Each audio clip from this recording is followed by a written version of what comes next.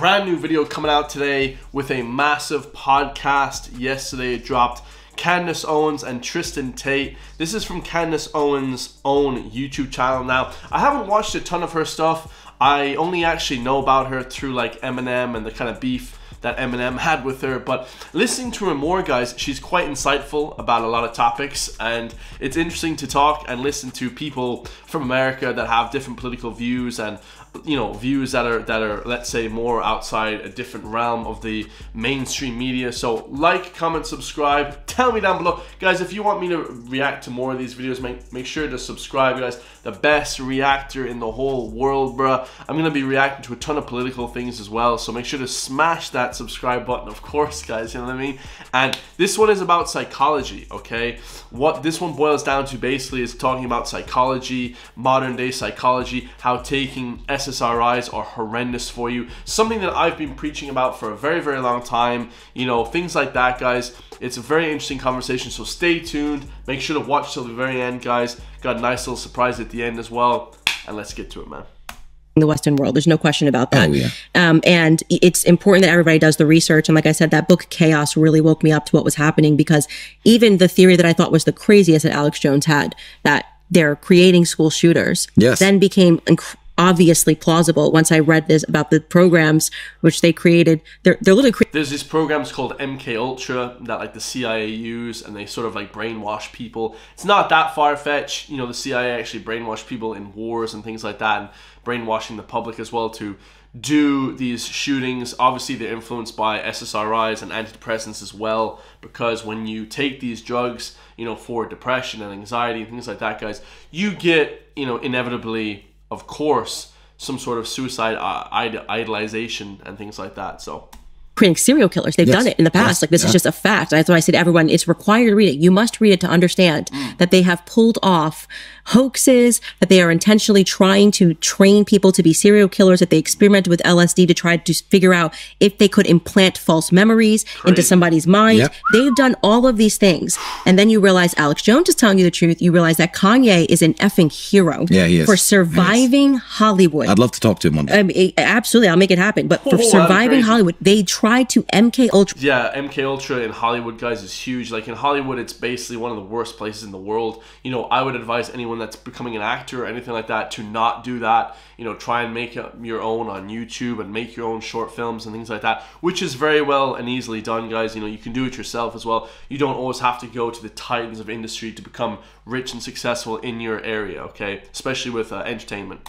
Him. They literally in this book describe how they successfully, the CIA doctors were able to successfully give people mental disorders, right?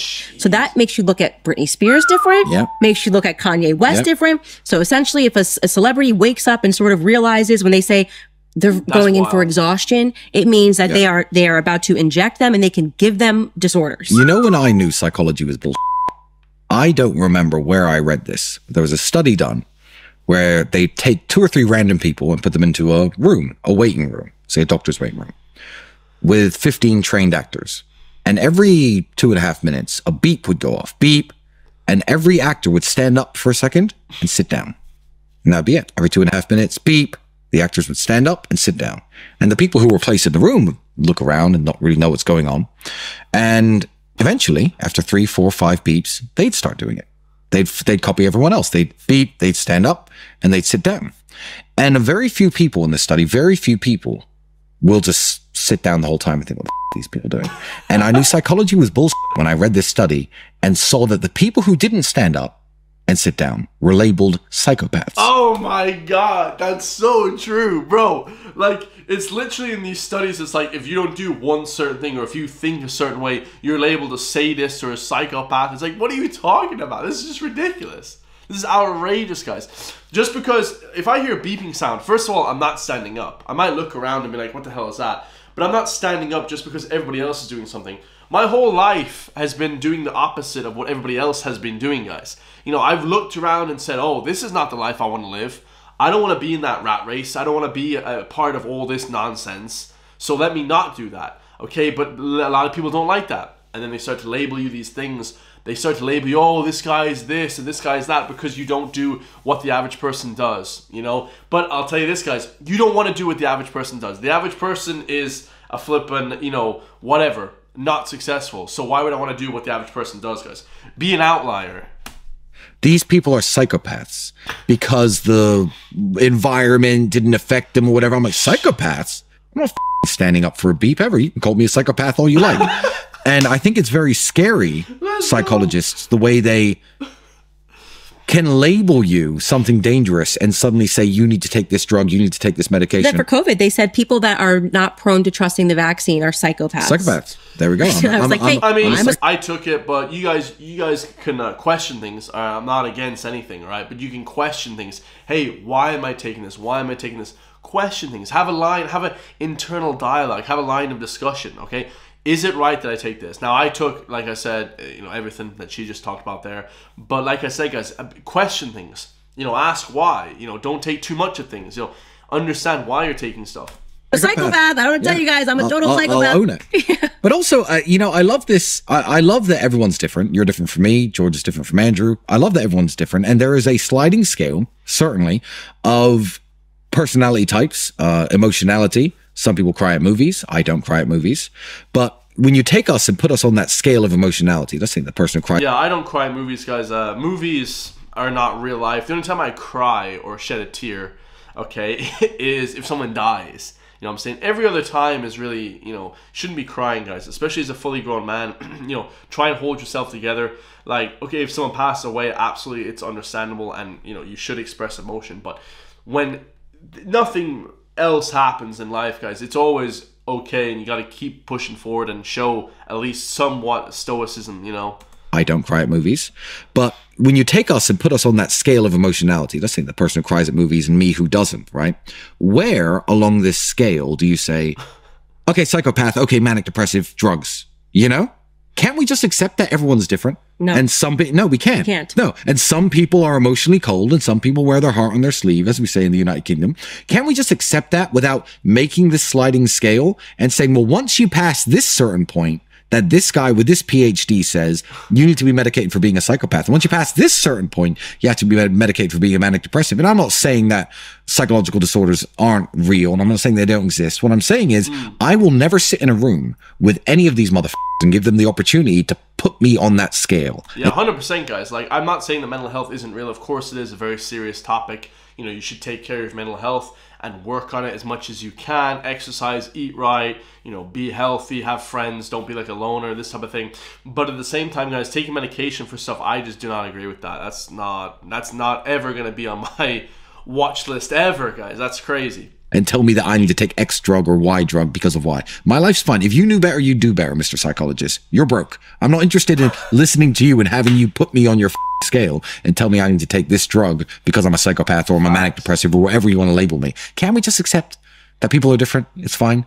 I think you probably cry at movies more than I do. Yeah, I don't know if you actually, that's the only time I cry. It's so weird. Well, there we go. Literally only. You know, Candace, I think you might be a manic depressive. Yeah, I'm like, I don't know. I hold it on. Have you tried Prozac? I'm like, have you tried Prozac? Yeah, guys, if you cry at movies now, if you're a little bit hyperactive, if you're eccentric with your actions, if you walk around, if you talk to random people in public, now you have autism, now you have you know, some sort of manic depression, now you're flipping anxiety driven. You like, everything now is like labeled something by a bullshit psychologist. This like new think bullshit that nobody should be listening to.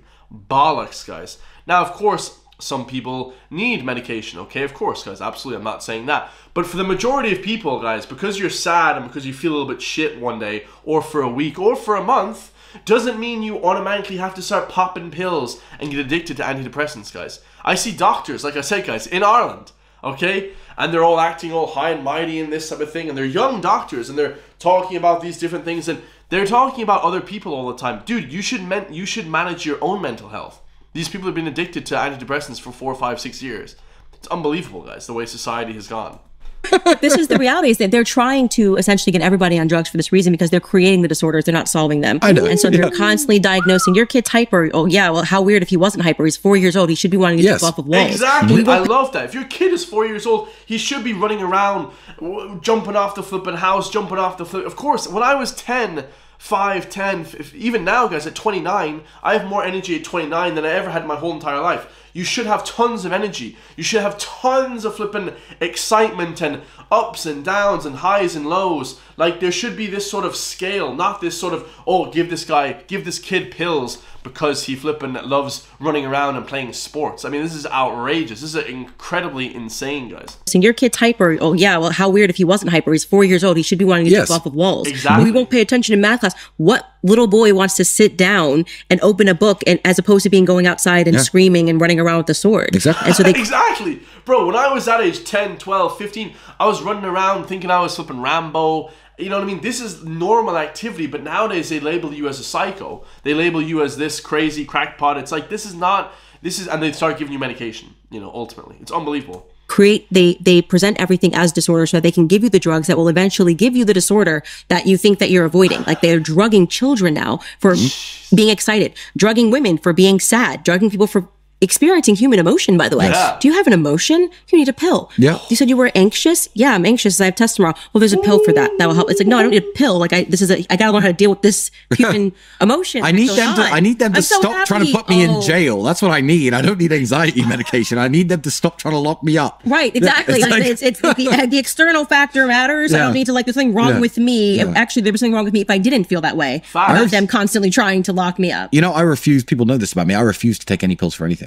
I love that, guys. I love what they were saying there. You know, the less you take, the better, guys. If you take asthma medication, I take a little, sometimes a inhaler, and you don't feel great after, guys. You feel okay. Okay, it makes you feel okay. But what is that doing, guys? Maybe it rids you of certain electrolytes. Maybe you don't feel as good. You know, if you take massive amounts of medication every single day, and an inhaler is nothing. Everyone has asthma. And I don't really have it, like, very rare. But I'm saying, if you're addicted to constantly taking medication, guys, what is that doing to your system, guys? Does anyone know? And then on top of that, you're taking recreational drugs. You're taking MD every weekend. You're doing coke on the weekend. You're drinking excessively. You're smoking excessively. You're driving fast excessively. Like, everything just compounds into this absolute crazy cocktail of flipping God knows what. You know what I mean? You just turn into a nutcase, you know? Yeah, I'm the same way. I can't sleep. No sleeping pills. Yeah. My shot. No, I've never taken a sleeping pill in my entire life, guys. Don't ever take sleeping pills. That's crazy. That's some American thing right there, guys. I've had a bunch of surgeries and reconstructive surgeries on my arm. That my shoulder hurts. No pain pills. I like to know how much it hurts, so I know how injured it is. You know. No, I don't take pills for anything ever. Supplements are different. Vitamin C. Yeah, I take melatonin if I can't sleep. But however, I don't take pills because I just don't like it. I don't like the idea of needing to convince my mind that reality isn't real. If my hand hurts, that's reality, right? A painkiller. It's true, guys. Like it's almost masking the issue. You know, Panadol I take once in a while whenever I get like a little cold or a head cold. But at the same time, guys, that's not real. You know, you should be managing these things by sleeping better, eating better. You know, not training crazy amounts, taking care of yourself, right? Killer is fake. I think my hand doesn't hurt, but it should, and it does. Yeah, and nowadays everyone's looking for the quick fix. Yeah. Everyone's looking for the quick fix. So it's very easy, especially when your life's a mess. True. When your life isn't in order, to lean on the mental health crutch. And I'm not saying mental health problems don't exist, because they very much do. But it's very easy to be special. It's very easy to be told that, well, you've got depression, or you're a manic depressive. It's fine. Okay, fine. Well, my life, everything's falling apart around me. It's fine. Oh, but you know, I'm a manic depressive. That makes me... Yeah, it's like feigning responsibility. Just because you feel sad once in a while or your life sucks. Guys, every man at one stage of their life goes through a stage of like this like sort of renaissance where like their life is terrible, it sucks, and then they work really hard and they get out of it. Or they don't work hard and they start taking pills and they start feeling sorry for themselves. That's unfortunately how life is, guys. You have to make sacrifices. You know, you can't go out all the time and doing all these crazy vices without feeling a certain way, guys. Like, of course, that's not how your life is going to be. Unique. That makes me special. I see people type the worst on the internet, and what I hate is the term survivor for things that can't kill you. I don't like that term being used for things that shark attack survivor, I'll give you. Mental health survivor? What the does that even mean? You've been sad before? Well, me too. Shit. Like, I can't stand it. And it's a very easy way to get the quick fix, to make you feel special, to make you feel like nothing is your fault, to absolve yourself of all responsibilities. Instead of absolving yourself through your sins through our Lord Jesus Christ, you can, absolve yourself of your sins and your failures. No, because you have to work your ass up, and that's how you become successful. That's how you cure your own anxiety and mental health issues. Like, never take pills and just work your ass off, guys. Work hard at your job, work hard at your career, work hard on your body, work hard at the goddamn, in the gym. Okay, and then it's your purpose as well, guys. Whatever your purpose is. That's how you cure all this nonsense. Through mental health. Yeah, I think that's part of the reason that the clip of me telling, like, a college kid, like, life's tough, get a helmet. Like, I mean, that's what the whole society needs. Like, I'm sad. Okay, life's tough, get a helmet. And that's kind of the way that And don't go through it alone. Get, like, a friend group. Get, like, your family. Get, like, a brother. And help get that support group with you as you go through the hard times, guys. Okay? was raised is that I wasn't raised within snowflake culture. You know, when you have to survive, you're not treated like you're a special snowflake with, bumpers and, oh my gosh, you don't want to run into anything. And people should be conditioned that way because it wakes you up to the reality of the world. That's what I teach that, to be alive is to suffer. You're going to have moments of elation. You're going to have moments of suffering. And unfortunately, so many people are turning to therapy and psychologists, which trap them in this cycle of constantly thinking about the thing that makes them sad. Yeah, 100%, guys. The best thing is to ignore a lot of this stuff. Never go to therapy. Therapy is nonsense. I wouldn't recommend that shit for anybody. Psychoanalysts are nonsense. When you stop thinking about things and you don't listen to sad music, you don't watch sad movies when you're sad and you break up with your girlfriend, when you start to do work and work on your purpose and get better in life, get more purpose in life, that's when you're going to be happier, guys. None of this nonsense, man. I love you all. Hopefully you guys loved that little piece of advice, this little gem that I threw at you guys this morning. And I'll see you all in the next one, guys. Peace.